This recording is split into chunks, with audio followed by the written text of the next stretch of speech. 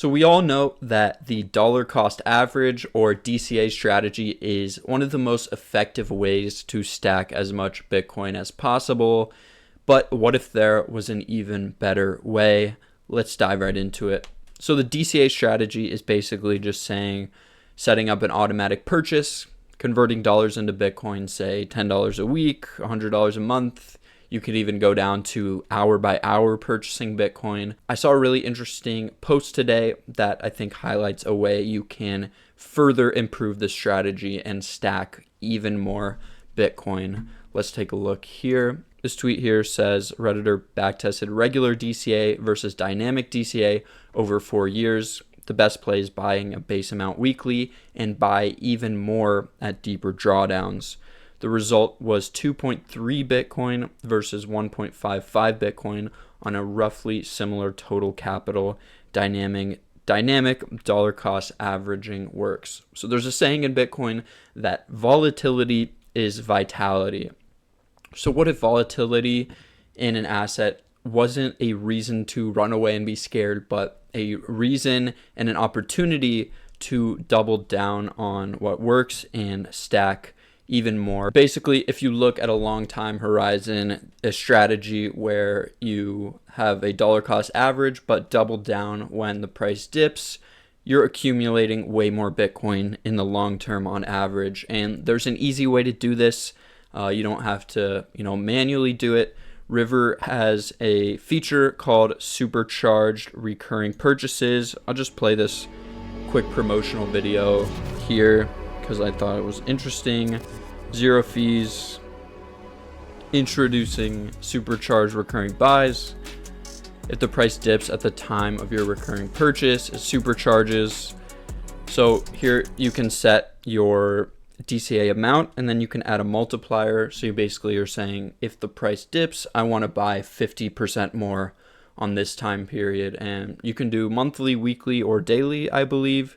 And you can set that multiplier. So you can go all the way to 100%. You're saying double my Bitcoin purchase when the price dips. So again, people fear dips, you look forward to them. And that's the biggest thing when stacking conviction in an asset like Bitcoin. Short-term volatility is just noise and the principles of Bitcoin haven't changed. So you're taking the most opportunity on these Bitcoin dips and stacking way more sats. This is that image from the tweet showing the calculator, and the amount invested.